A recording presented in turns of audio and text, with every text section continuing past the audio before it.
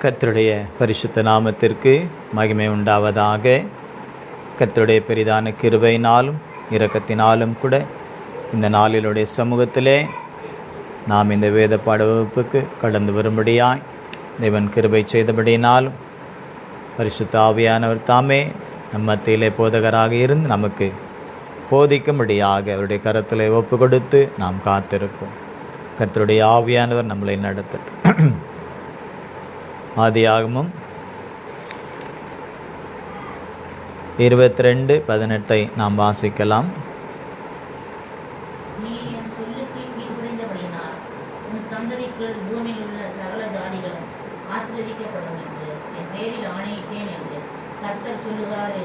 ஆமென். கர்த்தருடைய பரிசுத்த நாமத்திற்கு மகிமை உண்டாவதாக. கர்த்தருடைய பெரிதான கிருபை அவருடைய சமூகத்திலே நாம் கடந்து வந்து அவர் நமக்கு சொல்லிக் கொடுப்பதை நாம் அறிந்து கொள்வதற்கு உதவி செய்து கொண்டு வருகிறார். கீழ்ப்படிந்தால் எப்படிப்பட்ட ஆசீர்வாதங்கள் நமக்கு உண்டு என்பதை ஒவ்வொரு வேத பாட வகுப்பிலும் அவர் நமக்கு கற்றுக் கொடுத்து வருகிறார். ஆகவே நாம் கேட்கிறவர்களாக மாத்திரமல்ல, அவர் சொல்லிக் கொடுப்பதை நாம் உணர்ந்து நம்முடைய வாழ்க்கையிலே அதை அபியாசப்படுத்தி நாம் ஜீவிக்க வேண்டும். ஆதியாகமம் 26:4 கடந்த நாட்களிலே நாம் அந்த வசனங்களை வாசித்து தியானித்து கொண்டிருக்கிறோம். ஆதியாகமம் 26:4, ஜெனிசியஸ் 26:5. நாளை வாசியுங்கள்.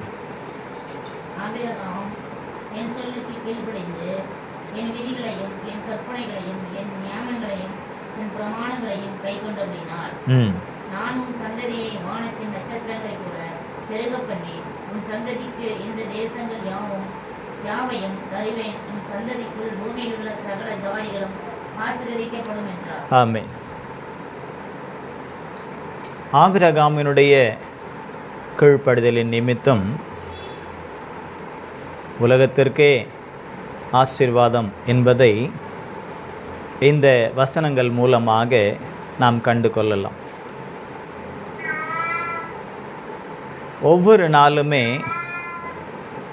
தேவன் ஆபிரகாமை என்றைக்கு அழைத்தாரோ அன்றையில இருந்து என்றைக்கு அவருடைய குடும்பத்தை விட்டு, தேசத்தை விட்டு, இனத்தை விட்டு, தகப்பன் வீட்டை விட்டு அவரை பிரித்தெடுத்து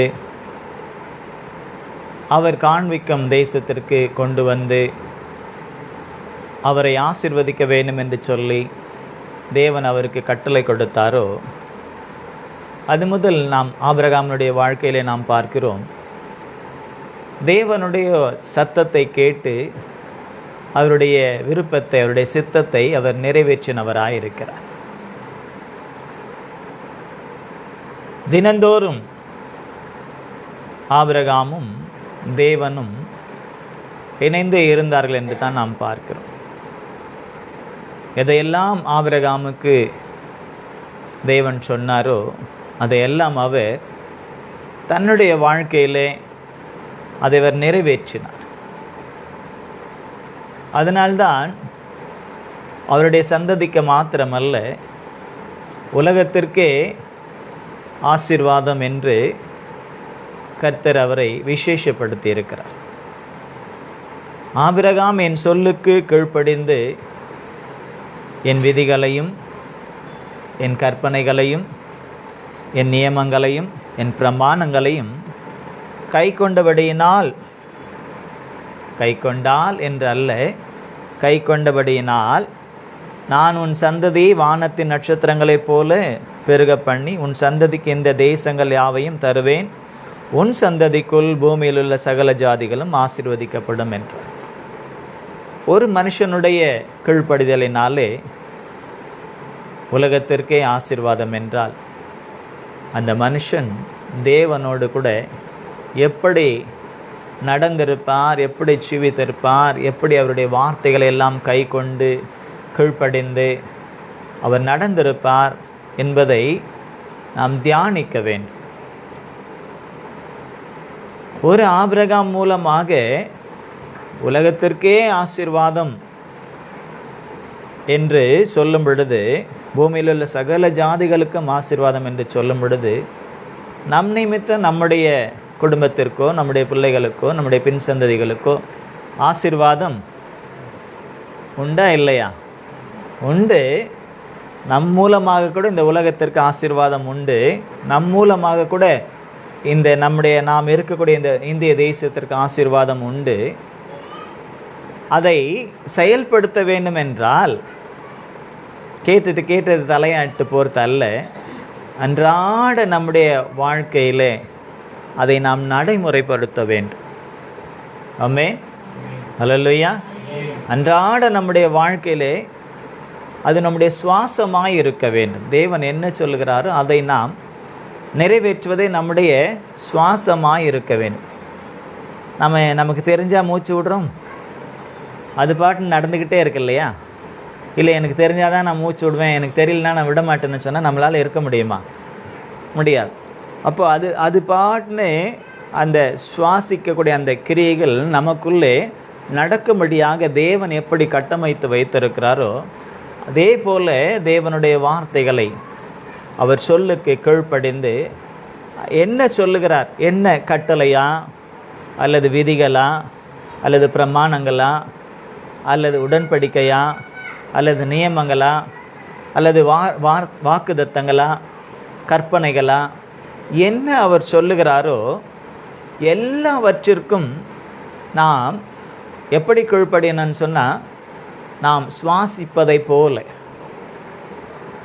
நான் சுவாசிக்க மாட்டேன்னு கீழ்ப்படியாமல் இருந்தால் என்ன ஆகும்?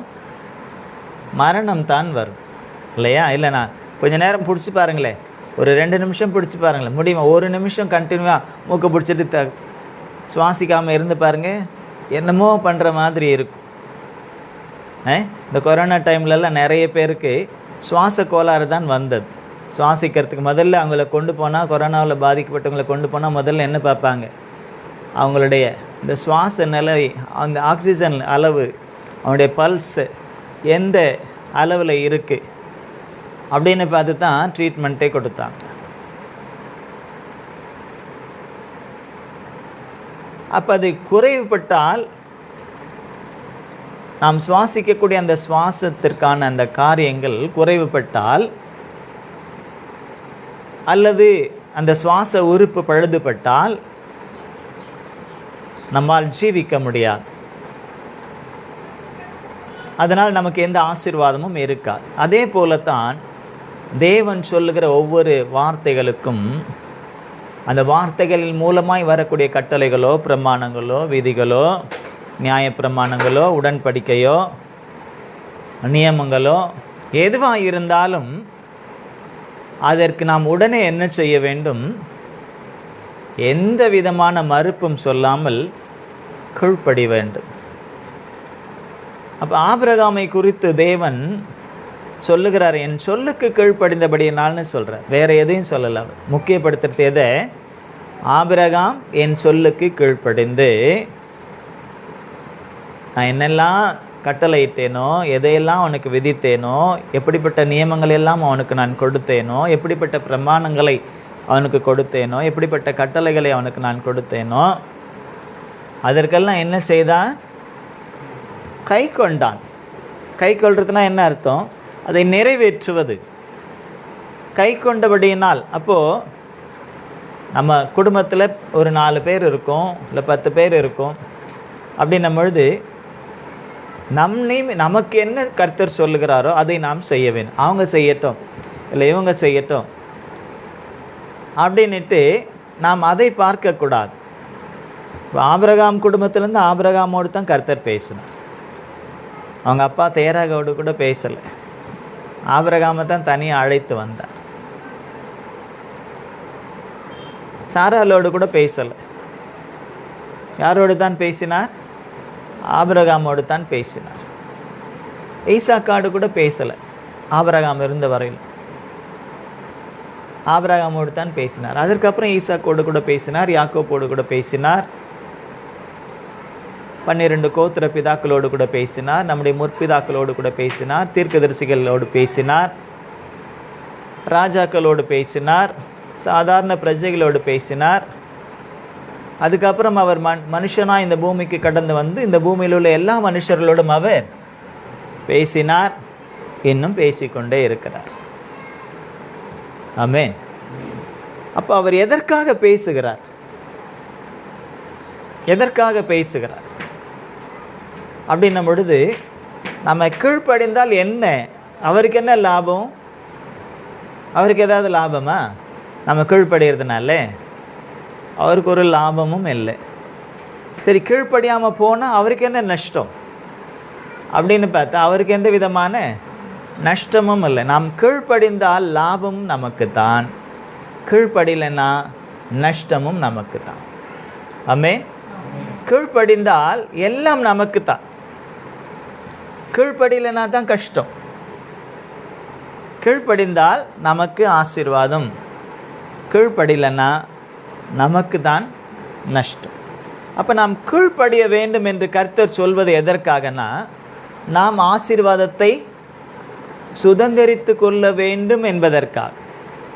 நம் மட்டுமல்ல, நம் மூலமாக நம்முடைய குடும்பம், நம்முடைய பின் சந்ததி, அதோடு சேர்ந்து உலகத்தில் இருக்கக்கூடிய இயேசுவை ஏற்றுக்கொள்ளக்கூடிய எல்லோருக்குமே அது கடந்து வரக்கூடியதாக இருக்கிறது.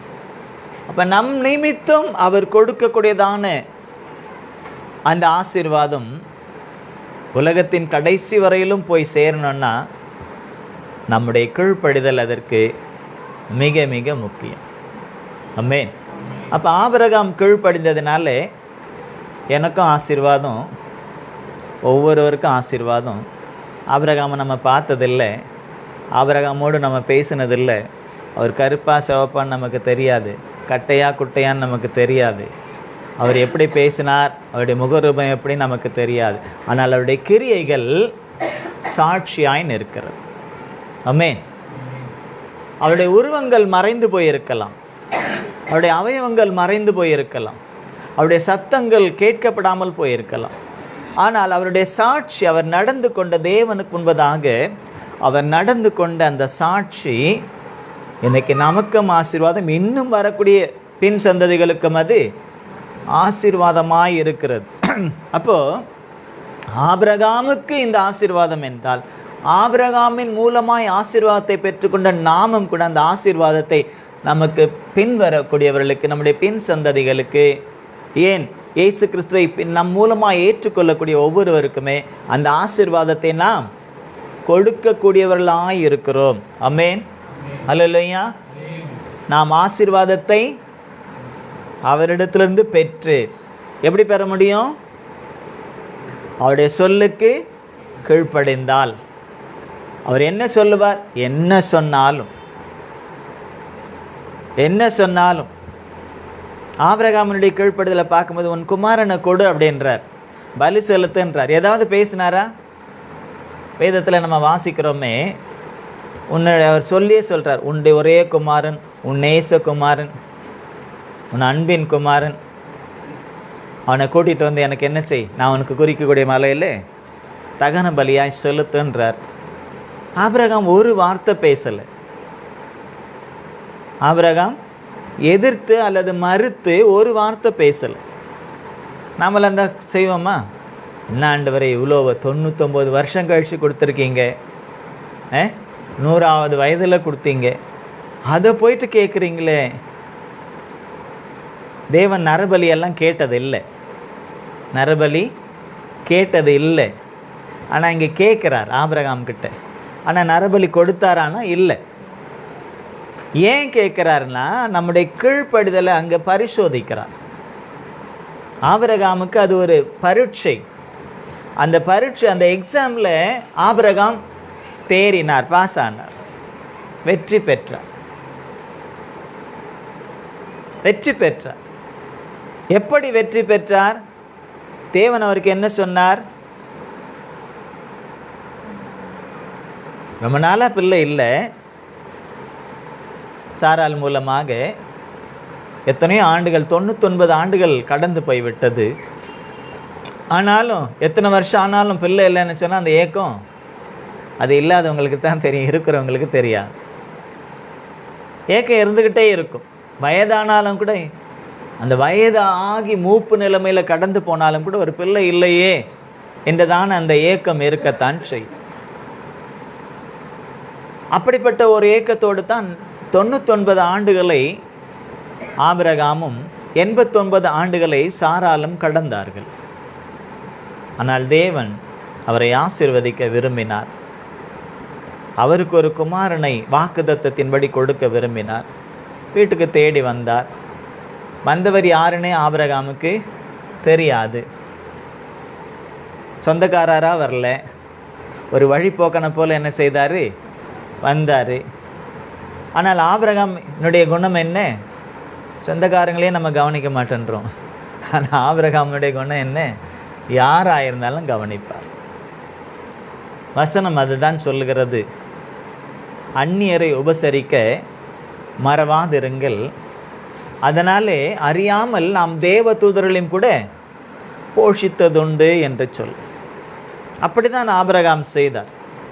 வருகிறார்கள் 3 பேர், நல்ல உச்சி வெயில், நல்ல வெயில் காலமாக இருந்தனால அவரும் வீட்டு வாசலில் தான் உக்காந்துக்கிட்டு இருக்கார். ஆபிரகாம் வராங்க, பார்க்குறாரு, இந்த இடத்துக்கு புதுசாக இருக்காங்க, வெயில் நேரம். நாமளாக தான் என்ன நினைப்போம், வீசிக்கிட்டு நம்மளுக்கே வெயில் என்ன பண்ணுறதுன்னு ஒன்றும் தெரியலன்னு. ஆனால் அவர் யோசித்தார். அவருக்கு என்ன யோசனை ஓடி இருக்கும், வெயிலில் வராங்க, சாப்பிட்டாங்களோ தண்ணி குடித்தாங்களோ என்ன ஆச்சோ ஏதாச்சோ தெரியல அப்படின்ட்டு இவர் தான் வழியை போயிட்டு என்ன செய்கிறார், அவங்க முன்னால் போயிட்டு அவங்க கூட இவருக்கு வந்தானு செய்யலை, அவங்க கூட பிரைஸ்லான்னு சொல்லலை, அவங்க கூட வணக்கம்னு சொல்லலை, எதுவும் சொல்லலை. இவர் தான் போயிட்டு அவங்கள வணங்கி, தயவு செய்து எங்கள் வீட்டில் வந்து கொஞ்சம் இலை பாரிட்டு போங்க, அப்புறமா வருந்தி அழைத்தார்னு சொல்லப்படுகிறது. யாரோ நம்முடைய முன்னோர்கள் காலத்து, நம்முடைய தாத்தா பாட்டி காலத்துலலாம் ஊர்லெல்லாம் பெரிய பெரிய திண்ணை வச்சு தான் வீடு கட்டுவாங்க. இன்றைக்கி யாரும் வந்து மழை கூட ஒதுங்க முடியாத அளவுக்கு தான் வீடு கட்டுறோம். எல்லாத்தையும் இழுத்து பிடிச்சி இல்லையா, கொஞ்சம் கூட அந்த பக்கமாக இடம் வேண்டுமா, இந்த அதுவும் இங்கே பார்க்க போனால் பாம்பேயில் ரொம்ப அது ஊர்லேயாவது பரவாயில்ல, இங்கே ஒருத்தர் செவரு ஒருத்தர் பக்கத்துலேயே இருக்கும் அந்த மாதிரி. ஆனால் அப்போல்லாம் ஒரு பெரிய திண்ணை இருக்கும், 2 திண்ணை கூட இருக்கும், 2 பக்கமாக இருக்கும். அது எதற்காக என்று சொன்னால் அவங்க வீட்டில் உள்ளவங்க உட்கார்ந்து இலைப்பாறுவதற்காக அல்ல. வழிபோக்கர்கள் வந்து இலைப்பாரி அல்லது இரவில் அங்கே தங்கி படுத்துறங்கி அவர்கள் தங்களுடைய காரியங்களை கவனித்து கொள்வதற்காக அப்படி செய்வார்கள். அப்படி யாராவது வந்து இரவிலே தங்கி அங்கே ஓய்வெடுத்தால் அவர்களுக்கு சாப்பிடவும் கேட்காமலேயே ஆகாரங்கள் கொடுப்பார்கள். இப்படித்தான் இருந்தது. அதனால் இன்றைக்கி வீட்டில் இருக்கிறோம் இருந்தால் கூட என்ன செய்ய மாட்டேன்றோம், ஒருத்தருக்கு பெரியவங்களாக இருந்தாலும் சரி சின்னவங்களாக இருந்தாலும் சரி என்ன செய்ய மாட்டேன்றோம், நேரத்துக்கு ஒரு காரியத்தை செய்யணுன்னா செய்யறதுக்கு கடினமாக. அன்றைக்கி அப்படியெல்லாம் அவங்க யோசிக்கலை. அதனால் அவங்க ஆசீர்வாதமாய் சந்தோஷமாய் சமாதானமாய் ஒரு குறைவும் இல்லாமல் 10 பிள்ளைங்க இருந்தாலும் 16 பிள்ளைங்களாக இருந்தாலும் சந்தோஷமாக இருந்தாங்க, சமாதானமாக இருந்தாங்க. நமக்கு 1 வச்சுக்கிட்டு 2 வச்சுக்கிட்டு நம்ம என்ன செய்கிறோம், அல்லப்படுறோம், முடியலையேன்னு பார்க்க போனால் அவங்களுடைய அந்த காரியங்களுடைய நம்முடைய சம்பாதனையெல்லாம் இன்றைக்கு பெரிதாக இருந்தாலும் கூட நமக்கு அந்த சந்தோஷமும் இல்லை, சமாதானமும் இல்லை, திருப்தியும் இல்லை. ஆனால் அவங்களுக்கு கொஞ்சமாக இருந்தாலும் அந்த உள்ளத்தின் அந்த தாராளம், அந்த இரக்கம், அந்த கருணை இருந்ததுனால எல்லாம் அவர்களுக்கு ஆசீர்வாதமாக இருந்தது.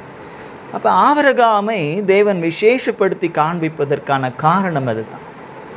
பிள்ளையை கொடுன்றாரு, எடுத்துகிட்டு போகிறார். ஆனால் ஆபிரகாமுடைய மனசில் என்ன ஓடி இருக்கும், தேவன் என்ன சொன்னார், இதோ உனக்கு நான் ஒரு பிள்ளையை கொடுக்குறேன், அவன் மூலமாக அவனுக்கு சந்ததி.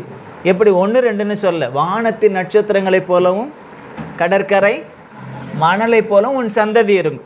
யார் மூலமா? சாராள் மூலமா பிறக்கக்கூடிய. இப்போ அந்த பிள்ளையை தான் கேட்குறார் கர்த்தர், அந்த பிள்ளையை தான் கேட்குறார். அந்த பிள்ளையை கேட்கும் பொழுது அப்போ நாமளாக இருந்தால் என்ன ஆண்டவரே, நீங்கள் இவன் மூலயமா தான் வானத்தின் நட்சத்திரங்களைப் போல கடற்கரை மணலை போல அப்படின்னு நாம் சொல்லியிருப்போம். ஆனால் ஆபிரகாம் அதெல்லாம் சொல்லவே இல்லை. காரணம் என்ன? தேவன் எதை செய்தாலும் நன்மைக்காகவே செய்கிறவர். ஆமென். எதை செய்தாலும் நன்மைக்காகவே செய்வார். இந்த பிள்ளையின் மூலமாக தான் வானத்து நட்சத்திரங்களைப் போல கடற்கரை மணலை போல சந்ததி உண்டாகும்னு சொல்லி இந்த பிள்ளையை கொடுத்துருக்காரு. அப்படி இருக்கும்போது இந்த பிள்ளையை தான் கேட்குறாரு. ஒருவேளை அவர் கேட்டு நம்ம பலி செலுத்தினா ஒருவேளை அதன் மூலமாக இன்னும் நிறைய பிள்ளைகள், நிறைய சந்ததிகள் உருவாகும். இந்த விசுவாசம்தான் ஆபிரகாமுக்கு இருந்தது. அதுதான் ஆபிரகாமுக்கு நீதியாகவும் எண்ணப்பட்டது. அவருடைய வார்த்தை, வேலைக்காரர்களோடு அவர் சொல்லக்கூடிய அந்த வார்த்தை, நானும் பிள்ளையாண்டானும் போய் தேவனை தொழுது கொண்டு மறுபடியும் நான் மட்டும் வருவேன்னு சொல்லலை, திரும்பி வருவோம் அப்படின்னும் போது அவருடைய விசுவாசம், தேவன் எதை கேட்டாலும் நம்ம கொடுக்குறோம். அவர் தான் கொடுத்தார், திரும்ப கொடுத்தார், திரும்ப அவர் கொடுப்பார். அவர் கொடுக்கும்போது எப்படி கொடுப்பார்? ஆமாம், வெறும் பணத்தை மாத்திரம் இல்லை, எல்லாத்தையுமே அப்படி தான் தருவார். ஒரு பிள்ளையை கொடுத்தாரு. இன்றைக்கி உலகமெல்லாம் பிள்ளைகள் இல்லையா அவருக்கு? ஆபிரகாமின் சந்ததி உலகமெல்லாம் இருக்குது. உலகத்தின் கடைக்கோடி வரையிலும் ஆபிரகாமின் சந்ததி இருக்குது. அதில் ராஜாக்களும் இருந்தார்கள், மந்திரிகளும் இருந்தார்கள், சேனை தலைவர்கள் இருந்தார்கள், இருக்கிறார்கள், ராஜ்யத்தை ஆளுகிறவர்கள் இருந்தார்கள், இன்னும் ஆண்டு கொண்டும் இருக்கிறார்கள். அப்போது நாம் எதை கேட்டாலும், தேவன் எதை சொன்னாலும் அதற்கு நாம் எந்த விதமான மறுப்பும் இல்லாமல் நாம் கீழ்ப்படியும் பொழுது தான் தேவன் என்ன செய்வார்? நம் மூலமாக இந்த உலகத்தையே ஆசீர்வதிப்பார். அதில் நாம் பார்த்தோம் கடந்த நாளிலே அவருடைய கற்பனைகள், அவருடைய கட்டளைகளை குறித்து ஆபிரகாம் எவ்விதமாய் கை கொண்டார் என்பதை குறித்து நாம் பார்த்தோம். இன்றைக்கு நாம் பார்க்கலாம், நியமங்கள் என்று சொல்லப்படுகிறது. நியமங்கள், அந்த ஆதியாகமம் 26:4 நம்ம வாசிக்கும் பொழுது அதில் என் விதிகளையும் என் கற்பனைகளையும் என் நியமங்களையும், நியமங்கள் என்று சொல்லும் பொழுது தேவன் இந்த வானத்தில் உள்ள நாம் பகலிலே பார்க்கிற சூரியன், இரவிலே பார்க்கிற சந்திரன், நட்சத்திரங்கள், இவைகள் எல்லாம் நியமங்கள். அந்தந்த காலத்தில் என்னென்ன நடக்கும், பகலையால் சூரியன், இரவையால் சந்திரன், நட்சத்திரங்கள், இன்னும் யோபில் நம்ம வாசிக்கிற ராசிகள் எல்லாம் அதினதின் காலத்தில் என்ன செய்து வருகிறது. எதற்காக வருகிறது? ஜோசியம் பார்க்கறதுக்காக இல்லை, அது தன்னுடைய கடமையை செய்ய வருகிறது. நம்ம எல்லாருக்கும் பிறந்து எத்தனை வயது ஆகிறது? ஒவ்வொருத்தருக்கும் ஒவ்வொரு விதமான வயது இருக்குது. அன்னையிலேருந்து இன்னைக்கு வரல நம்ம சூரியனை பார்க்குறோம். காலையில் என்ன செய்தது?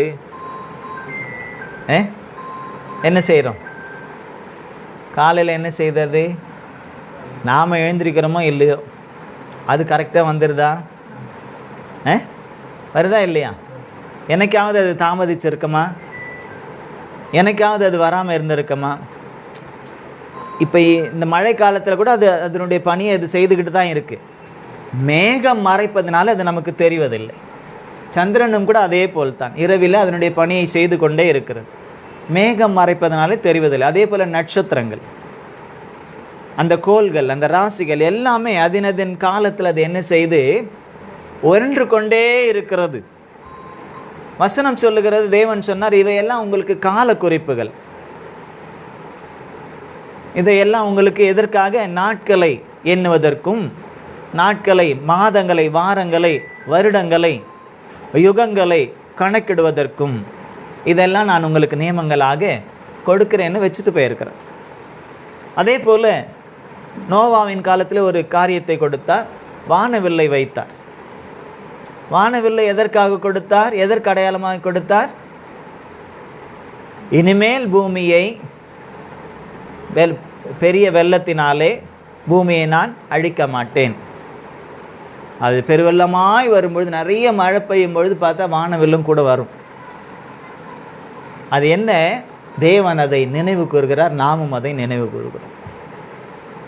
தேவனுடைய வில், அந்த வானவில். இதெல்லாம் நாம் அது ஒரு தெய்வம் அல்ல. சூரியன் தெய்வம் அல்ல, சந்திரன் தெய்வம் அல்ல, கோடான கோடி நட்சத்திரங்கள் தெய்வங்கள் அல்ல. ராசிகள் தெய்வங்கள் அல்ல, கோள்கள் தெய்வங்கள் அல்ல. அவைகளெல்லாம் நமக்கு கேலண்டர். நாட்களையும் வாரங்களையும் ஒவ்வொரு துளி மணி வேலைகளையும் வருடங்களையும் யுகங்களையும் நாம் கணக்கிடுவதற்கு தேவன் நியமித்த நியமங்கள். அந்த நியமங்கள் எல்லாம் என்ன செய்கிறது? அதினதின் காலத்தில், வசனம் தான் சொல்லுது, எல்லாம் அதினதின் காலத்தில் நேர்த்தியாய் அவர் செய்தார் என்று சொல்லப்படுகிறது. அன்றையிலிருந்து இன்றைக்கு வரையும் அவைகள் எல்லாம் தன்னுடைய காலக்கணக்கில் என்ன செய்து அவர் நியமித்த ஓட்டத்திலே அவைகள் ஓடிக்கொண்டிருக்கிறது, மனுஷனை மாத்திரம் தவிர.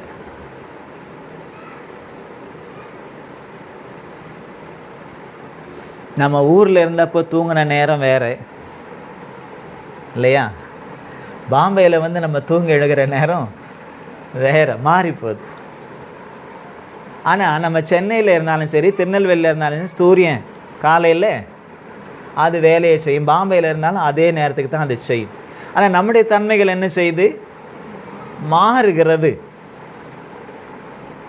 பேச்சு மாறுகிறது, செயல்கள் மாறுகிறது, கிரியைகள் மாறுகிறது, வார்த்தைகள் மாறுகிறது, பார்வைகள் மாறுகிறது, நடைகள் மாறுகிறது, உடைகள் மாறுகிறது, எல்லாம் மாறுகிறது. அவைகளுக்கு ஏதாவது மாறி இருக்கா?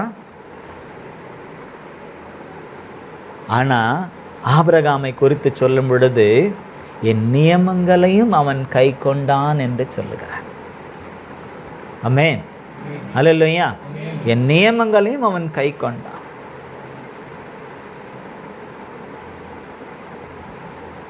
பழைய ஏற்பாட்டிலும் சரி, புதிய ஏற்பாட்டிலும் சரி, நியமங்கள் கொடுக்கப்பட்டிருக்கிறது. என்னென்ன செய்யணும், வாரத்தின் முதல் நாள் என்ன செய்யணும் அப்படின்னு ஒரு நியமம் இருக்கிறது. கடைசி நாளில் என்ன செய்யணும் அந்த நியமம் இருக்கிறது. மாதத்தின் முதல் நாள் என்ன செய்யணும்னு இருக்கு.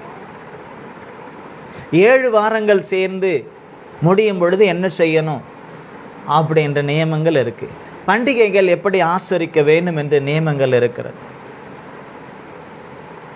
எல்லாவற்றையும் தேவன் தம்முடைய பிள்ளைகளுக்கு தம்முடைய ஆவியானவர் மூலமாக அவர் உணர்த்தி கொண்டே இருந்தார். அன்னைக்கு நேரடியாக உணர்த்தினார், இன்றைக்கு அவருடைய பரிசுத்த ஆவியானவர் மூலமாக நமக்கு உணர்த்தி கொண்டும் இருக்கிறார்.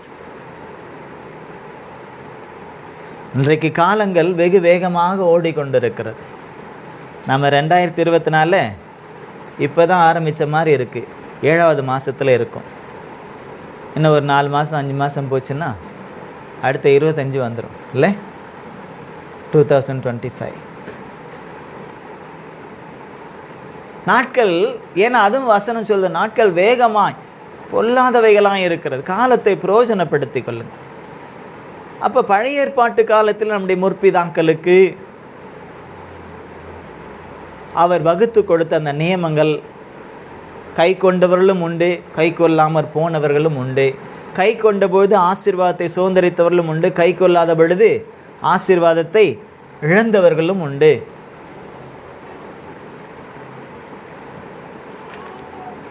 என்னாகம புஸ்தகம்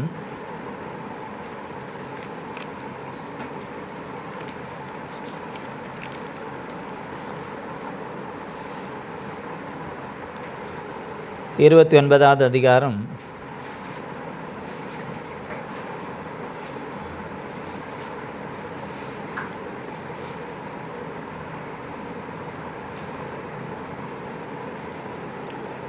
1 நான் வாசிக்கிறேன், கவனிங்க. 7ஆம் மாதம் முதல் தேதி பரிசுத்த சபை கூடு நாளாக இருக்க கடவுது. அன்றைக்கு 7ஆம் மாதம் வேறு, இப்போ நாம் 7ஆம் மாதம்னு சொல்கிற மாதம் வேறு. பைபிள் படி, வேதத்தின்படி இருக்கக்கூடிய 7ஆம் மாதம் வேறு. இப்போ நாம் கை கொண்டு இருக்கக்கூடிய 7ஆம் மாதம் வேறு. இதற்கு அதற்கும் சம்பந்தமே இல்லை. ஆனாலும் அந்த நாட்களை நாம் எவ்விதமாய் கடைப்பிடிக்க வேண்டும் என்பதை அது நமக்கு சொல்லுகிறது. 7ஆம் மாதம் முதல் தேதி பரிசுத்த சபை கூடுகிற நாளாக இருக்க கடவுது. அதில் சாதாரணமான யாதொரு வேலையும் செய்யலாகாது. அது உங்களுக்கு எக்காலம் மூதும் நாளாக இருக்க வேண்டும். அப்பொழுது நீங்கள் கர்த்தருக்கு சுகந்த வாசனையான சர்வாங்க தகன பலியாக ஒரு காளையையும் ஒரு ஆட்டுக்கடாவையும் ஒரு வயதான பழுதற்ற ஆட்டுக்குட்டிகளையும் அவைகளுக்கு அடுத்த போஜன பலியாக எண்ணெயிலே பிசைந்த மெல்லிய மாவிலே காளைக்காக 10 3 பங்கையும், ஆட்டுக்கடாவுக்காக 2 பங்கையும், 7 ஆட்டுக்குட்டிகளில் ஒவ்வொன்றிற்காக 1 பங்கையும், உங்கள் பாவ நிவர்த்திக்கான பலியாக ஒரு வெள்ளாட்டு கடாவையும் செலுத்தி, மாத பிறப்பின் சர்வாங்க தகன பலியையும் அதன் போஜன பலியும், தினந்தோறும் இடும் சர்வாங்க தகன பலியையும் அதன் போஜன பலியும், அவைகளின் முறைமைக்கேற்ப பான பலிகளையும் அன்றி இவைகளையும் கர்த்தருக்கு சுகந்த வாசனையான சர்வாங்க தகன பலியாய் செலுத்த கடவீர்கள். இந்த 7ஆம் மாதம் 10ஆம் தேதி உங்களுக்கு பரிசுத்த சபை கூடும் நாளாக இருக்க கடவுது. அதில் நீங்கள் யாதொரு வேலையும் செய்யாமல் உங்கள் ஆத்துமாக்களை தாழ்மைப்படுத்தி கர்த்தருக்கு சுகந்த வாசனையான சர்வாங்க தகன பலியாக ஒரு காளையும், ஒரு ஆட்டுக்கடாவையும், ஒரு வயதான பழுதற்ற ஆட்டுக்குட்டிகளையும் என்று இப்படி ஒவ்வொரு காரியத்தையும் அவர் சொல்லிக்கொண்டே வருகிறார். முதல் நாளில் என்ன செய்யணும், 2ஆவது நாளில் என்ன செய்யணும், 10ஆவது நாளில் என்ன செய்யணும், அது இல்லாமல் தினந்தோறும் என்ன செய்யணும், அதுவும் தினந்தோறும் காலையில் என்ன செய்யணும், மாலையில் என்ன செய்யணும், இது எல்லாமே தம்முடைய பிள்ளைகளுக்கு அவர் நியமங்களாக நியமித்தார். அதை கை கொண்ட பொழுது அவர்கள் ஆசீர்வாதத்தை சுதந்திரித்தார்கள். கை கொள்ளாத பொழுது அவர்கள் அதை ஆசீர்வாதத்தை இழந்து விட்டார். இப்போ இதெல்லாம் நமக்கு இல்லை. நம்ம என்னைக்காவது காலை கொண்டு வந்து பலி செலுத்தியிருக்கோம், ஆட்டுக்கடாவை ஆட்டுக்குட்டியை கொண்டு வந்து பலி செலுத்தியிருக்கோம், போஜன பலியாக அப்பத்தையும் கொண்டு வந்து, பான பலியாக ரசத்தையும் கொண்டு வந்து. ரசம்னா புளி ரசம் இல்லை, அன்றைக்கி அங்காத்தி ரசம் வேறு. நமக்கு ரசம்னா என்ன ரசம் தெரியும், புளி ரசம் தான் தெரியும் இல்லையா? அதில் விதவிதமாக செய்வோம். அதில் தேங்காய் வச்சு தேங்காய் ரசமும், மிளகு போட்டு மிளகு ரசமும், தக்காளியை மாத்திரம் கொஞ்சம் அதிகமாக சேர்த்து தக்காளி ரசமும், இல்லை எலுமிச்சம்பழத்தை விட்டு கொஞ்சம் எலுமிச்சை ரசமும். ஆக மொத்தம் இந்த ரசத்துக்கும் அந்த ரசத்துக்கும் வித்தியாசம் வேறு.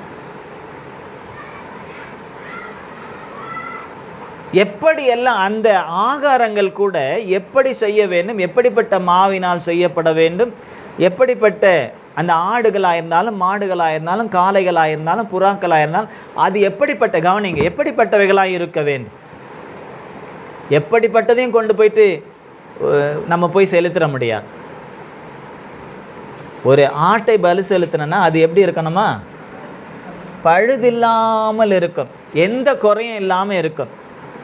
கர்த்தருக்கு நாம் செலுத்தக்கூடிய அந்த காணிக்கை, அந்த பலி எப்படி இருக்கணுமா, எந்த குறையும் அதில் இருக்கக்கூடாது.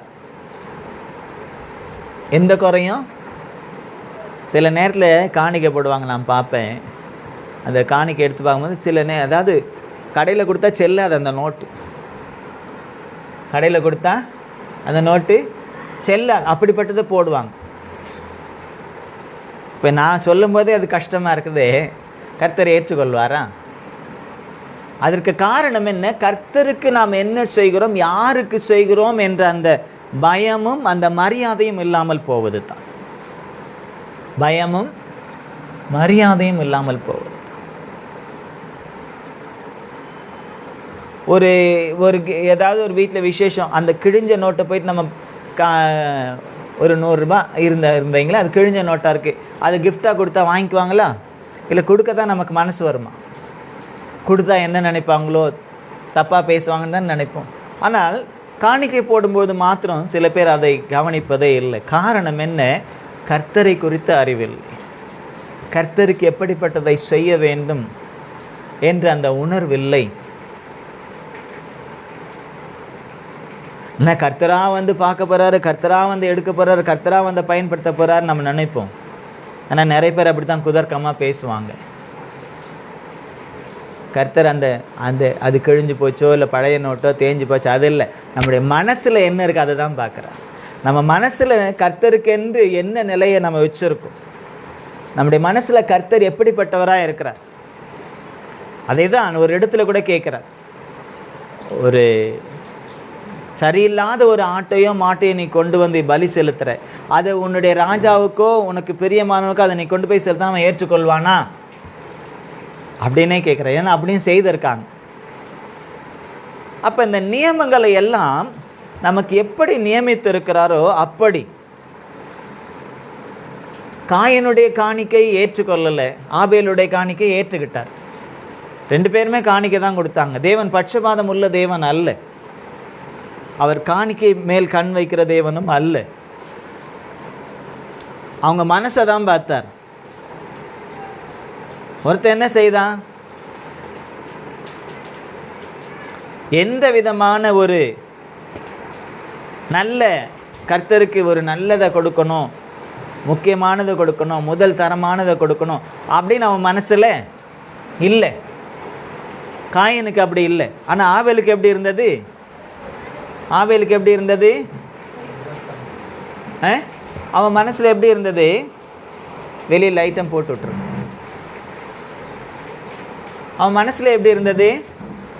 அவன் மனசு கர்த்தர் கேட்கல. எப்போ அன்னைக்கு இப்போவாவது பிரமாணத்தின் காலத்திலாவது உடன்படிக்கையெல்லாம் தேவன் செய்து மோசையின் காலத்திலாவது இப்படி செய்யணும்னு சொல்லி கொடுத்தார். முதல் தரமானதை செய்யணும். நொண்டி, கடலை, நெருங்குண்டது, குருடு, செவிடு, கால் ஊனமான இதெல்லாம் என்ன செய்யக்கூடாது, பலி செலுத்தக்கூடாதுன்னு சொன்னான். ஆனால் ஆபேலின் காலத்தில் அப்படியெல்லாம் ஒன்றுமே சொல்லவே இல்லை கர்த்தர். ஆபேலின் காலத்தில் சொல்லவே இல்லை.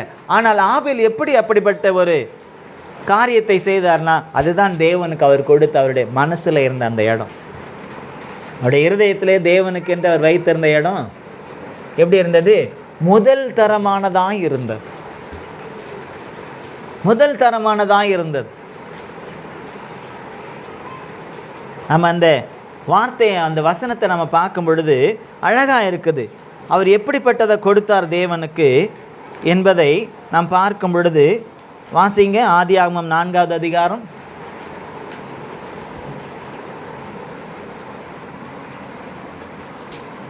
3:4 வாசிங்க. ஆதியாகமம் 4:3-4. சில நாள் சென்ற பின்பு நிலத்தின் கனிகளை கர்த்தருக்கு காணிக்கையாக கொண்டு வந்தான்.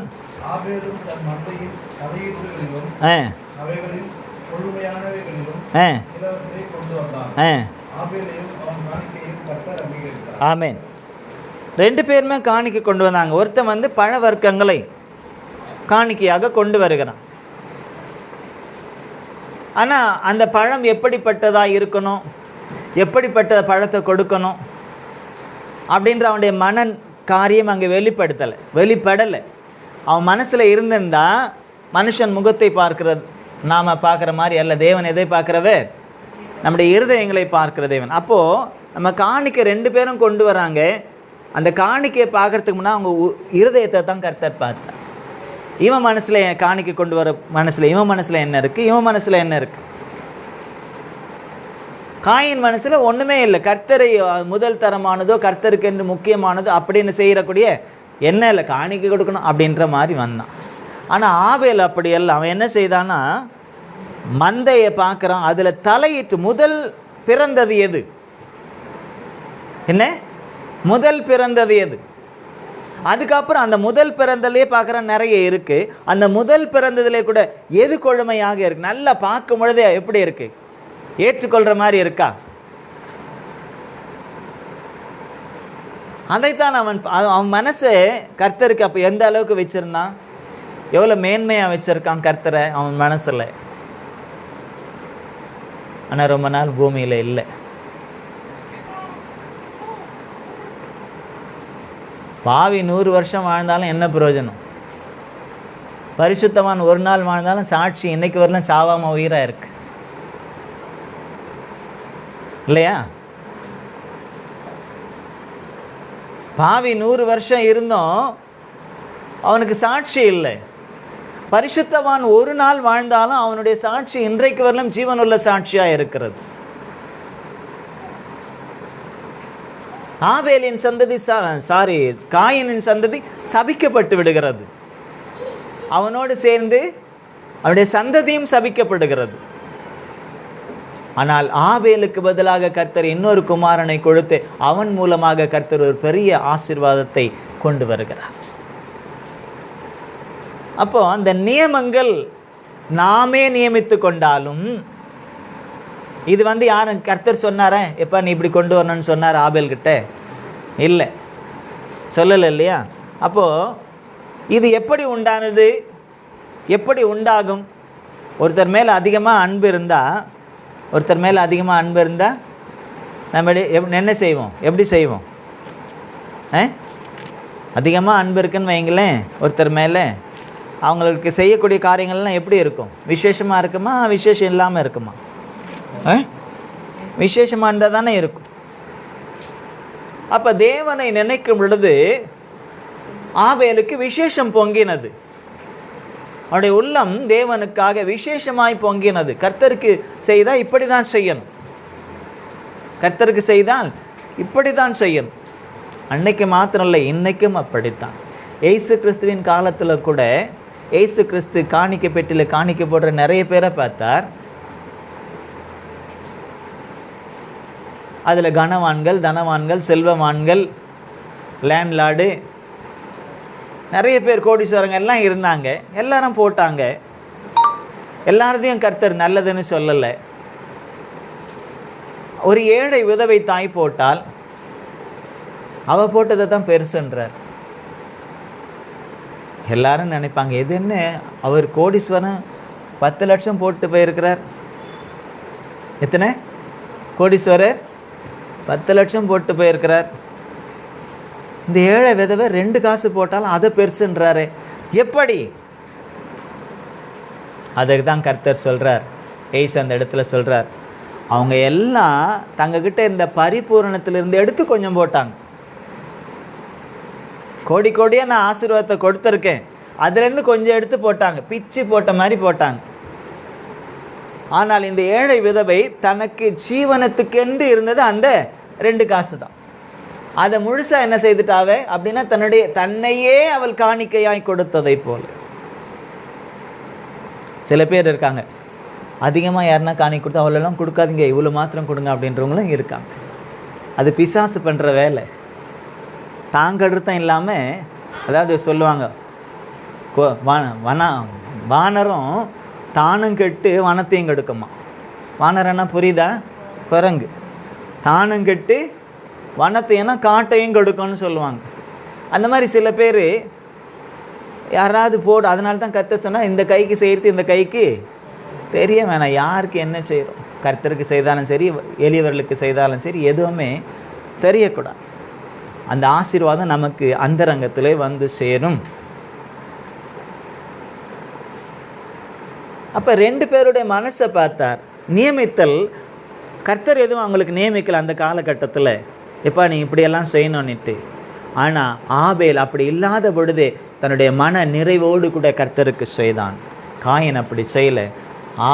ஆபேலுடைய காணிக்கையை தேவன் அங்கீகரித்தார், காயினுடைய காணிக்கையை அங்கீகரிக்கலை. அதுக்கப்புறம் பிரமாணமாக, கட்டளையாக, நியமங்களாக கர்த்தர் ஏற்படுத்தினார் மோசையின் காலத்தில். எப்படியெல்லாம் எதெல்லாம் காணிக்கையாக கொண்டு வரலாம் அப்படின்ட்டு. கொண்டு வந்து ஆசீர்வாதத்தை பெற்றவங்களும் உண்டு, கொண்டு வராமல் ஆசீர்வாதத்தை இழந்தவர்களும் உண்டு. புதிய ஏற்பாட்டு காலத்தில் நாம் எப்படி இருக்கிறோம்? நமக்கு இந்த நியமங்கள் உண்டா? பலி செலுத்துறது உண்டா? காளையை கொண்டு போகலாமா? அதெல்லாம் நமக்கு இல்லை. இயேசு கிறிஸ்து எல்லாவற்றிற்கும் ஒரு முடிவை நமக்கு ஏற்படுத்தி அவர் தன்னை பலியாக்குறதுனால நமக்கு ஒரு பெரிய ஒரு விடுதலையை கொடுத்திருக்கிறார். ஆனாலும் நம்முடைய இருதயம் தேவனுக்கு எப்படி இருக்கிறது என்பதையும் அவர் காண்கிற தேவனாக இருக்கிறார். அப்போஸ்தலர் காலத்தில் அனனியா சஃபிரால் என்பவர்கள் தங்களுடைய நிலத்தை விற்றார்கள். கர்த்தர் விற்க சொல்லலை, கர்த்தருடைய ஊழியக்காரர்களும் விற்க சொல்லலை, அவங்களாகவே விற்றார்கள். அன்னைக்கு ஆவியின் ஏவுதனாலே அநேகர் விற்று அதையெல்லாம் கொண்டு வந்து அப்போஸ்தலருடைய பாதப்படியில் வைத்து எல்லாவற்றையும் பொதுவாய் வைத்து என்ன செய்தாங்க? அனுபவித்தார்கள். ஆதி சபையிலே தங்களுக்கு சேர்ந்தவர்கள் எல்லாரும், சபைக்குள்ளே வந்து சேர்ந்தவங்க எல்லாம் தங்களுடைய சொத்துக்களை எல்லாம் விற்று, ஒருத்தருக்கு ஏற்ற இறக்கம் இருந்துச்சு இல்லையா? ஒருத்தருக்கு 10 ஏக்கர் இருந்துச்சு, ஒருத்தருக்கு ஒன்றுமே இல்லை. ஒருத்தருக்கு 10 லட்சம் இருந்துச்சு, ஒருத்தருக்கு ஒன்றுமே இல்லை. ஒருத்தருக்கு கொஞ்சம் தான் இருந்துச்சு. இப்படி ஏற்ற இறக்கம் இருந்ததுனால, அப்படி இருக்கக்கூடாதுன்னு ஆவியானவர் அவர்களுக்கு ஏவுதலை கொடுத்ததுனால அப்போஸ்தலர்கள் சொல்லலை, அவங்களே என்ன செய்தாங்க? விற்று அதை எல்லாத்தையும் கொண்டு வந்து அப்போஸ்தலருடைய பாதபடியில் வச்சு எல்லாம் ஷேர் பண்ணிக்கிட்டாங்க. நீங்கள் அப்படி சொன்னால் யாராவது செய்வாங்களா? சபையை விட்டுட்டு ஓடிடுவாங்க. செய்வாங்க? செய்வோம் நாம்? மற்றவங்கள விட்டு நாம் செய்வோமா? செய்ய மாட்டோம். அதனால தான் கர்த்தர் சொல்கிறதில்ல. ஏன்னா அவருக்கு தெரியும் நம்ம மனசு என்ன. அன்றைக்கும் கர்த்தர் சொல்ல அவங்களாகவே ஆவியினால் ஏவப்பட்டதை செய்தார்கள். அப்படி தான் இவங்களும் ஆவியில் ஏவப்பட்டு செய்தாலும் கூட மாம்சத்துக்கு கொஞ்சம் என்ன செய்துட்டாங்க, அவங்க அனனியாலும் சஃபீராலும் இடம் கொடுத்துட்டாங்க. இடம் கொடுத்துட்டு விற்றார்கள். 2 பேருக்கு ஷேரு, கணவன் மனைவிக்கு ஷேர் 50-50 எடுத்துக்கிட்டாங்க. இப்போ 10 லட்சத்துக்கு விற்றாங்கன்னு வைங்களேன், 5 லட்சம் எடுத்துக்கிட்டாங்க. என்ன செய்யணும்? மற்றவங்களாம் அப்படியே முழுசாக கொண்டு வந்து வைக்கிறாங்க. இவங்களை என்ன செய்திருக்கணும்? மனைவியும் அனனியாவும் 5 லட்சத்தை வச்சுருக்கணும், சஃபீராலும் 5 லட்சம் வச்சுருக்கணும். யாரும் கட்டாயப்படுத்தலை, அவங்களாகத்தான் செய்யணும். செய்தாங்க. ஆனால் என்னாச்சு? அவன் பார்க்குறான், மனைவி பார்க்கும்போதே அதுலேருந்து கொஞ்சம் பணத்தை எடுத்துகிட்டு என்ன செய்கிறான், வீட்டில் வச்சுட்டு மீதியை கொண்டு அப்போஸ்தலர் பாதப்படியில் வைக்கிறான். இவ பார்க்குறான், நீ மாத்திரம் கொஞ்சம் எடுத்து வச்சல, நானும் என்ன செய்கிறேன், எடுத்து வைக்கிறேன். அவளும் எடுத்து வச்சுட்டு மீதியை கொண்டு வரான். முதல்ல இவர் தான் வராரு, அனனியா வருகிறார், அப்போஸ்தலர் பாதப்படியில் வைக்கிறாங்க. அங்கே ஆவியானவர் பேசுகிறார் பேதுருவின் மூலமாக, இவ்வளவுதான் விற்றாயா, இவ்வளவுதான் விற்றாயா. விற்க சொல்லி அப்போஸ்தலர்கள் கேட்கல. ஆனால் விற்றுட்டு வந்ததுக்கு அப்புறம் அங்கே ஆவியானவர் கிரியை செய்கிறார். பேதுரு பேசலை, ஆவியானவர் தான் பேசினார்னு சொல்லப்படுகிறது. அப்போ அவங்க கொண்டு வர்றத பேதுருக்கு தெரியாது. அவங்க விற்றதும் தெரியாது, ஷேர் பண்ணதும் தெரியாது, எடுத்து பாதி ஒழிச்சு வச்சதும் தெரியாது. ஆனால் யாருக்கு தெரியும்? ஆவியானவருக்கு தெரியும். கேட்குறார், இவ்வளவு தான் விற்றியா? இவ்வளவு தான் விற்றேன். நீங்கள் வாசித்து பாருங்களேன், அப்போஸ்தலர் 5வது அதிகாரம் 3வது வசனம் 4வது வசனம்.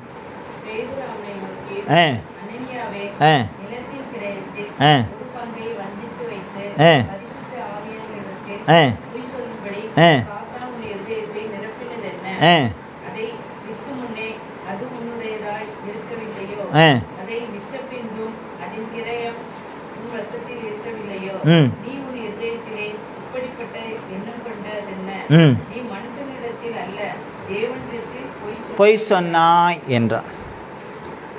இவ்வளவு தான் விற்றான், அவ்வளவு தான் வித்துட்டேன் அப்படிங்கிறான் நான் கூலா.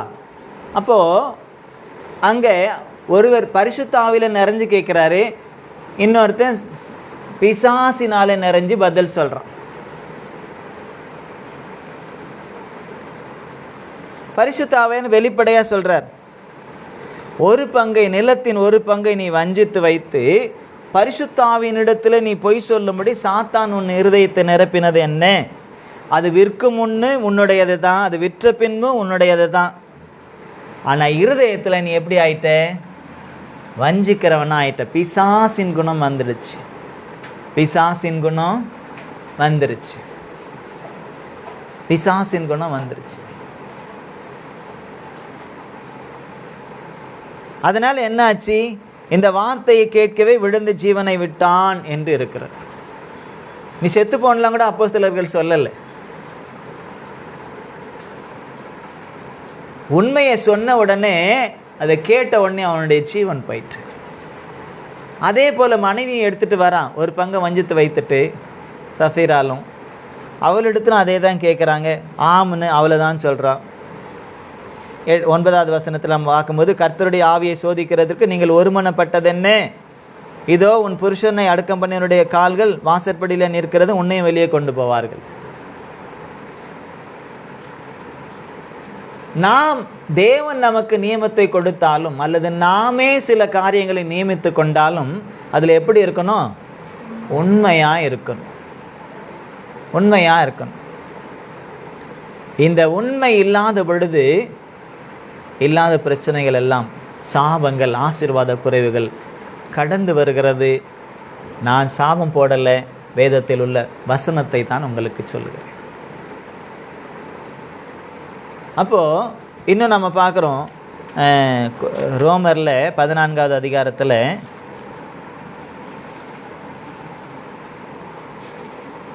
4:5 வாசிக்கும் பொழுது 14:5-6 வாசிக்கும் பொழுது, ரோமர் 14:5-6,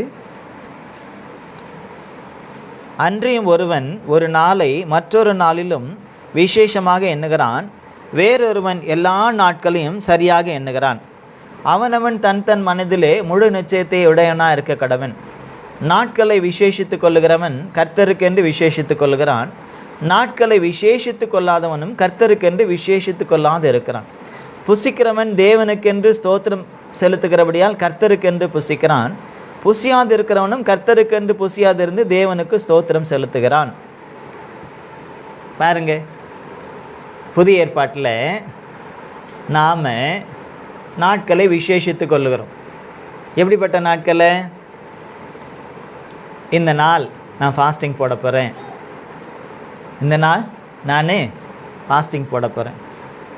ஃபாஸ்டிங் போட போகிறேன்னு சொல்லும் பொழுது அந்த ஃபாஸ்டிங்க்குன்னு ஒரு நியமம் இருக்கிறது, உபவாசத்துக்குன்னு ஒரு வரையறை இருக்கிறது. அந்த வரையறையை நாம் கை கொள்ள வேண்டும். சில பேர் ஃபாஸ்டிங் இருக்குன்னு சொல்லிட்டு வேலைக்கு போயிடுவாங்க. அது ஃபாஸ்டிங்கா? ஃபாஸ்டிங்கன்னா வேதம் வாசிக்கணும், ஜெபம் பண்ணணும், கர்த்தரோடு உறவாடணும், கர்த்தரோடு தரித்திருக்கணும், அவருடைய பிரசன்னத்திலும் அவருடைய ஆவிலும் அகமழிந்து அவருடைய நாமத்தை மகிமைப்படுத்திக்கிட்டு இருக்கணும். வேலை செய்யக்கூடாது, சாப்பிடக்கூடாது, அதுதான் ஃபாஸ்டிங். இல்லை நான் வேலையில் செஞ்சுக்கிட்டே நான் ஃபாஸ்டிக்கிறேன், அது பட்டினி. அது என்ன? பட்டினி. ஏன்னா ஏசாயாவில் சொல்லப்பட்டிருக்கு உபவாசம்னா எப்படி இருக்கணும் அப்படின்ட்டு. அப்போது நாட்களை நாம் விசேஷித்து கொண்டாலும் சரி, விசேஷித்து கொள்ளனாலும் சரி, சாப்பிடும் பொழுது நம்ம ஸ்தோத்திரம் பண்ணிட்டு சாப்பிட்றோம் அப்படின்னா என்ன அர்த்தம்? என்ன அர்த்தமா? கர்த்தருக்கென்று நான் எனக்காக நான் புசிக்கலை, நான் புசித்து நன்றாக இருந்து கர்த்தருடைய நாமத்தை மகிமைப்படுத்தின அதற்காக புசிக்கிறேன். எனக்காவது நினச்சிருக்கோம் நாம? அப்படியே நம்ம ஜெபம் பண்ண என்ன பண்ணுவோம்? இந்த ஆகாரத்தை கொடுத்த கிருபைக்காக ஸ்தோத்திரம் இயேசுவே, அவ்வளோ தானே? இல்லை, அப்படி தானே ஜெபம் பண்ணுவோம் தம்பி? என்ன பண்ணுவேன்? பண்ண மாட்டியா? பண்ணுவேன். பாட்டே சில பேர் பாடிடுவாங்க, ஸ்தோத்திரம் இயேசுவே, ஸ்தோத்திரம் இயேசுவே, ஆகாரம் தந்த கிருபைக்காக ஸ்தோத்திரம் இயேசுவே, ஆமென். அவ்வளோதான். சில பேர் அப்படி கண்ணு முன்னு அப்படி கை வைப்பாங்க, பண்ணுறாங்களா பண்ணலையான்னு கூட தெரியாது, என்ன பண்ணுறாங்கன்னே தெரியாது. ஆனால் வசனம் சொல்லுகிறது, புசிக்கிறவன் கர்த்தருக்கென்று புசிக்கிறான், புசியாது இருக்கிறவன் ஃபாஸ்டிங் இருக்கணும், கர்த்தருக்கென்று இருக்கிறான். அப்போ நம்ம சாப்பிட்டாலும் கர்த்தருக்கென்று, சாப்பிடலனாலும் கர்த்தருக்கென்று. இதுதான் நியமம். தேவனே சொன்னாலும் சரி அல்லது நாமே நியமித்து கொண்டாலும் சரி, அதில் நாம் உண்மையாய் அந்த நியமங்களை கை கொள்வதிலே நாம் உண்மையாய் இருக்க வேண்டும். ஜெபம் அப்போஸ்தலர் நம்ம பார்க்குற 3வது அதிகாரத்தில் ஜெப வேலையாகிய 9ஆம் மணி வேலையில் வாசித்து பாருங்களேன். 3வது அதிகாரம் 1 வசனத்தில், ஜெப வேலையாகிய 9ஆம் மணி நேரத்தில் பேதுரும் யோவானும் தேவாலயத்திற்கு போனார்கள். அப்போது 9வது மணி நேரம் ஜெப நேரம் எங்கே? சர்ச்சில். அப்படின்னா இது நியமிக்கப்பட்டிருக்கிறது, இது நியமம் இல்லையா? அப்போ எத்தனை மணிக்கு இருக்கணும்? அங்கே 9 மணிக்கு முன்னால் இருக்கணும். ஆராதனை 9 மணிக்குன்னா 9 மணிக்கு முன்னால் இருக்கணும். வேத பாடம் 7 மணிக்குன்னா 7 மணிக்கு முன்னால் வந்து காத்து இருக்கணும். ஃபாஸ்டிங் ப்ரேயர் 10 மணிக்குன்னா 10 மணிக்கு முன்னால் வந்து நம்ம காத்து இருக்கணும். இதுதான் நியமம். 9ஆம் மணி வேலையில் இவங்க போகாமல் 10ஆம் மணி வேலையில் போனால் அங்கே அற்புதமே நடந்திருக்காது. எப்படி? 9ஆம் மணி வேலையில் பேதுருவும் யோவானும் பேதுருவும் போலன்னு சொன்னால் அங்கே என்ன நடந்திருக்காது? அங்கே ஒரு சப்பானி எழுந்து நடந்திருக்க முடியாது. அப்போ அந்த நியமத்தை நாம் கை கொள்வதிலே உண்மையாக இருக்க வேண்டும். அந்த காலங்களை, சமயங்களை, நேரத்தை, நமக்கு குறிக்கப்பட்ட அந்த நியமங்களை அல்லது நாமே நியமித்து கொண்ட அந்த நியமங்களை நம்ம என்ன செய்யணும்? நிறைவேற்றுவதிலே உண்மையாக இருக்கணும். இதைத்தான் கர்த்தர் பார்க்கிறார். இதைத்தான் கர்த்தர் பார்க்கிறார். சரியாக நேரத்தை நம்ம கடைப்பிடிக்கிறோமா? அந்த நேரத்தை கரெக்டாக நம்ம இருக்கிறோமா? இதுதான் நியமங்களை நாம் கை கொள்வது. இன்னும் நிறைய இருக்குது, பேசிக்கிட்டே போகலாம். இன்னைக்கு இதோடு முடிக்கிறேன், அடுத்த வாரம் தொடரலாம். ஆகவே நாமே நியமித்து கொண்டாலும் அல்லது தேவன் ஏற்கனவே நமக்கு நியமித்து கொடுத்திருந்தாலும், இப்போ பழைய ஏற்பாட்டின் நியமங்கள் எல்லாம் புதிய ஏற்பாட்டில் நமக்கு இல்லை. அதை இயேசு கிறிஸ்து என்ன செய்துட்டார்? சிலுவையிலே அவைகளெல்லாம் ஜெயம் கொண்டார். ஆகவே அந்த பலி செலுத்த வேண்டிய அந்த காரியங்களெல்லாம் நமக்கு இல்லை. ஆனால் நம்மையே பலியாக்க வேண்டிய காரியம் இருக்கிறது. நம்முடைய ஆவி ஆத்மா சரீரத்தை தேவ சமூகத்திலே பலியாய் காணிக்கையாய் ஒப்பு கொடுக்கறதுல அந்த முழு மனுஷன் நம்ம ஒப்பு கொடுக்குறோம். ஒப்பு கொடுக்குறீங்களான்னு உடனே கையை தூக்கி ஒப்பு கொடுக்குறேன். ஆனால் பாஸ்ட்டுக்கு பரவாயில்ல, எல்லாரும் கையை தூக்கியிருக்காங்களே அப்படின்னு நினைப்பாங்க. மற்றவங்களும் எல்லாரும் கை தூக்கியிருக்காங்கன்னு நினைப்பாங்க. ஆனால் கர்த்தருக்கு தான் தெரியும், அவங்க கையை மட்டும்தான் தூக்கியிருக்காங்களா, இருதயத்திலேருந்து அது வருதா, இருதயத்தை அவங்க உயர்த்தி இருக்காங்களான்னு கர்த்தர் பார்ப்பார்.